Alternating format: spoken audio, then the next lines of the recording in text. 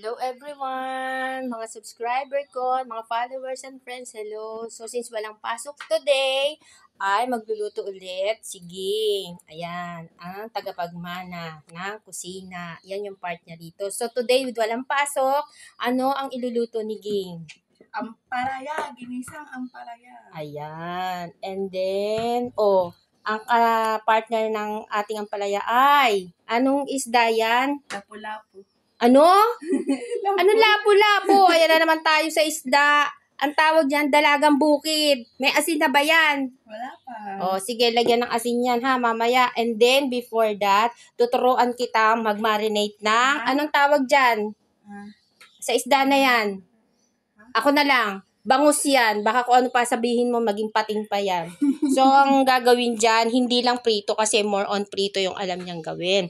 Ang gagawin dyan ay ibababad natin sa saan? Suka! Ayan, sa suka. Sa suka at bawang at paminta. So, ayan. Pag nababad na yan, ilang days? Ayan, nag-isip na naman siya. Tatandaan mo ha, kaya nga ikaw tagapagmana ng kusina. Tandaan mo. Ang pagbababad ng isda, hindi yan tatagal ng 1 linggo. Mga 2 days lang yan. Oo, sa'yo pa nga lang, baka kalahating araw pa lang yan eh. Ayan. Lagyan ng paminta, bawang, suka. Yan, ibabad. At ilagay sa... Ayan, buti na lang tama yung sagot sa rep. Akala ko kung saan niya ilalagay. Yan, sa kawali pwede. So, after that, hiwain. Ano ba yung lahok ng ginisang ampalaya? May kamatis, bawang sibuyas, manok, Wow, social talaga. May manok pa. itlog ng manok. Sige, start na. Yan, again. Paano paghiwa ng ampalaya? Hiwain muna sa dulo. Ayan, buti may natatandaan sa mga turo ko. Tapos, hiwain sa gitna. Ayan, very good. Tapos hiwain ulit sa gitna. Ayan, very good again. Ayan, yan. Sige, yung isa, tapusin mo. Bilisan mo kasi magugutom na yung ating siserban natin, senyora. Ayan. So, paano tanggalin ng buto? Ayan, nag-isip na naman siya, nakalimutan niya. Ano yung nasa tabi mo? Pansandak ng asin. Kutsara, 'di ba?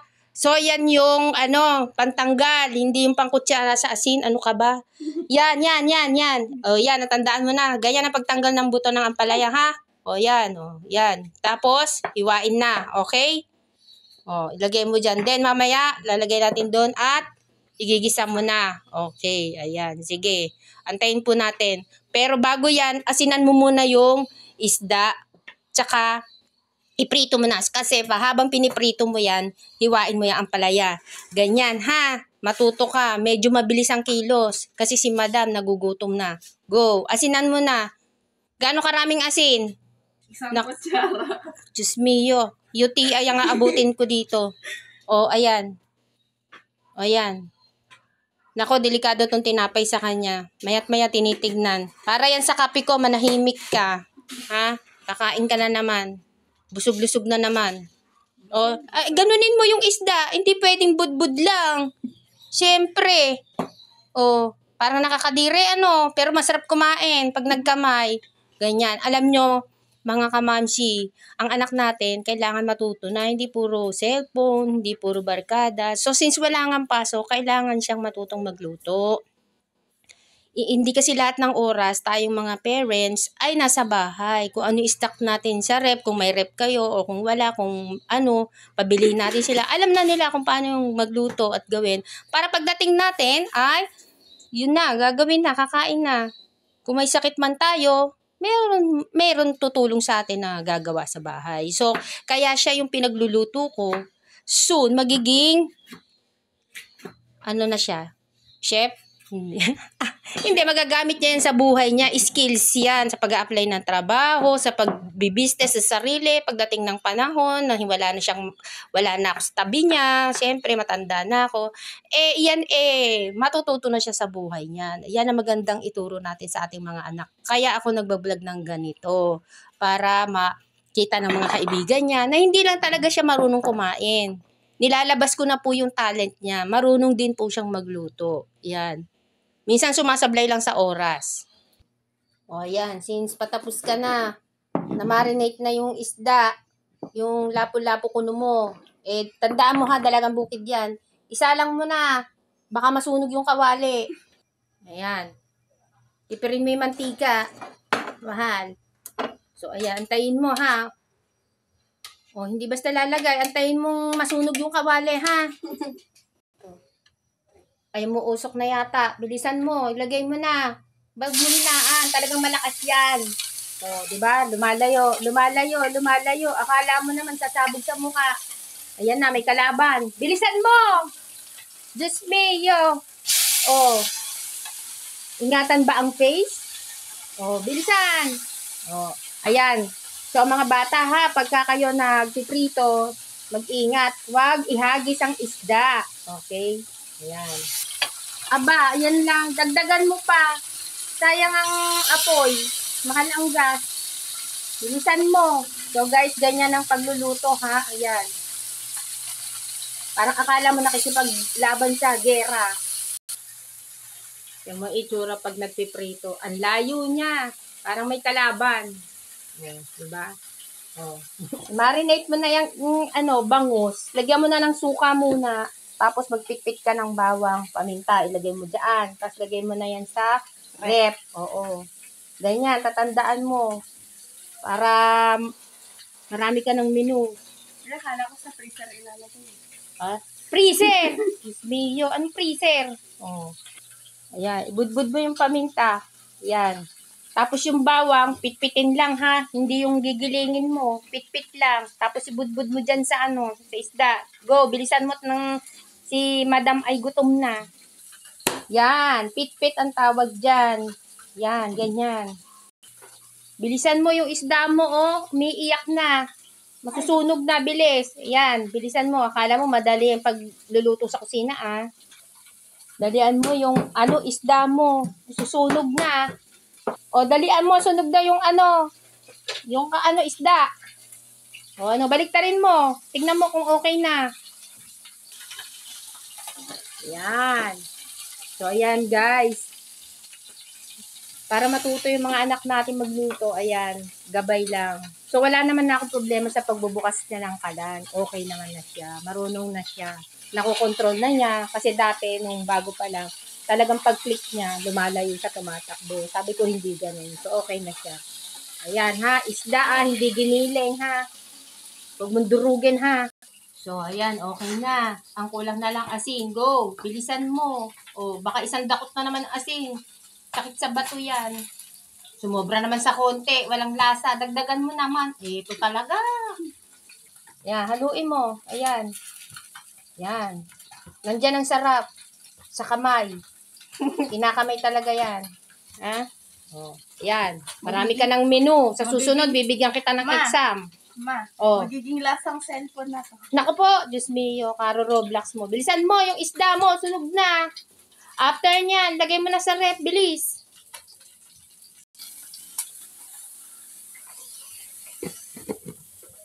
Ay, di pa natin naiiba. Okay na yan. Okay na to, ma. Oh. Yung huling mo. Yung papaluto pa lang.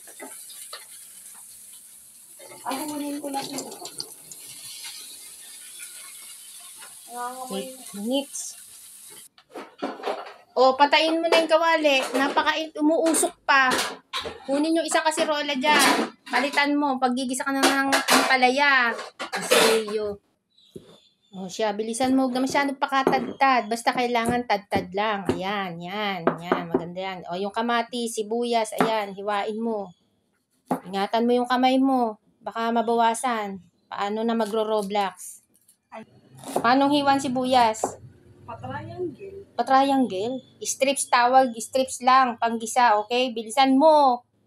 Kung gano'n ka kabilis magpipindot sa cellphone mo, ganun kabilis magluto dapat. Bilisan mo't gising na, gutom na si Madam. Bilis. O, yung kamatis. Next time ha, alamin mo paano hiwain yan. Inaalis ang buto niyan! Diyos mio, alisin ang buto! Tapon mo sa lababo! Diyos me. Hindi sinasama ang buto sa paggisa. Tandaan mo yan. Bawal may buto. Yan. Tapos yung manok, Hiwain mo ng maliit. Panglahok lang naman yan, ha? Konting asin. Tapos yung egg, anong gagawin sa egg? Scramble or sunny side up? Ano yung scramble? Anuhin mo lang siya. Tawag nito, batiin mo lang. Sus mio. Nahirapan siya maghiwa ng manok kasi hindi ko pa siya naturuan mag-fillet ng manok. Next time, turuan kitang paano ihiwalay ang laman sa buto. Pag fillet. Yan. O, dahan-dahan. Ingatan mo yung kamay mo, baka mabawasan. Yan, dahan-dahan. Ingatan mo yung kamay mo ba? Hindi ako makatawag ng ambulansya. Walang pasok ang gobyerno. Walang pasok ang ano. Mahirap tumawag ng ambulansya, ha? Ayan, i-prepare mo na lahat at igigisa na next na. O, yan, bilisan mo. Pag kakrak lang ng itlog, mabilis. Bago iluto, kailangan i-crack mo na dyan para malaman natin kung May shell. kung sira yung itlog or hindi. Baka mamaya siisiw na yan. Yan, ganyan. Manok. So, ayan, sa wakas, natapos din ang paghihiwa. Ayun yung sandok, oh. Nilagay ko na. Ito na. Oh, bigay ko na sa yung sandok. Oh, umikot pa siya. So, igigisa na ni Ging ang ginisang ampalaya. Una ang kamatis. Next. Oh, tandaan mo yan, ha? Oh, next. Sige. Yan. O, diba? Mag-e-enjoy ka dyan sa pagigisa. Pagluluto. The best yan. Magagamit mo yan sa buhay mo. Pagka matanda na ako, hindi na ako nakakilos, nakakapagtrabaho. Yan. So, ikaw na.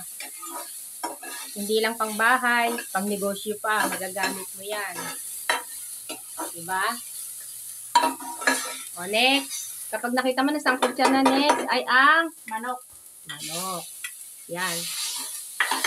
Kapag nakita mong white na, takpan mo na, okay na yon. Ibig sabihin, medyo na katas na siya. Tapos takpan ng konti, then gulay na ha. Ano yung pinakalas na ilalagay sa ampalaya? Ang palaya. Ay, itlog. Ay, Diyos mayo. Ayan, ha? Sinasabi siya, tandaan mo. Okay. Takpan mo na yan. Takpan muna. Ayan. Tapos takip lang, mali pa. Ewan ko talaga naman. Ayan, palitan ng takip, mali. Ayan. Ayan. So, ayan. After a few minutes, anong gagawin? Hindi na niya alam. Oh, Lalagyan ng ang palaya. Ayan, good. At saka, yan lang ba? May kulang dyan. Paminta at itlog. Konting sabaw. Okay, oh, di ba? Kulang ka na naman. Ako, hindi ka perfect sa exam. Oh, ayan, tignan mo kung sunog na. Oh, di ba? Anong next? Nauhaw. Oh, di ba? Akala mo madali lang ang pagluluto, ha? Madaling kumain, mahirap magluto. Tubig, syempre. Hindi. Ayan, mali ka na naman. Sinasabi ko na, di ba? Ampalaya muna. Pakatasin mo. Oh. Pag wala ako, minamagic mo lagi, ah. Pero kasi ang mahalaga yung lasa. Ayan. Hindi nakikita. Ang laki ng braso. Ayan. Oh. Lagyan mo na ng paminta. Next. Paminta ni Maring Gina. Ayan. Oh. Saka yung Tubig. oh, yan. Oh, wag masyado. Baka maging sinigang yan. Oh. Konting. Anong pampalasa pa? Ayan. O baka ilagay na naman lahat. Tapos takpan. So, ayan guys. Habang maaga, turuan na natin yung mga bata na sa kusina, mag-aral magluto. Kasi dagdag din sa skills nila yan pagkadating ng panahon. Nako, kung hindi, at pababayaan na kasi cellphone, nakaupo. Dagdag laki. Nagiging siya, Peppa Pig. So, ayan. O, i-check mo na yung ampalaya at ilagay mo na yan. Kasi gutom na yung si Madam. Bango! O, diba? Sign yan na masarap ang luto mo kapag mabango ang niluluto mong gulay. Ayan. Take Ayan. note, guys. Wag po nga haluin ng ang palaya pag hinalo na po ang itlog. Ano daw? Ano daw? Wag haluin ang Ampalaya kapag nilagay. Okay, may natutunan naman siya. Okay, so in a few seconds, try natin. O, di ba? Tada! So, thank you very much. Please subscribe po sa aking YouTube. At maraming salamat sa panonood, sa pagturo ko sa Kiddie Chef ko kay Ging. O, yan. So, marami na siya natutunan sa mga luto. Ayan. Thank you for watching!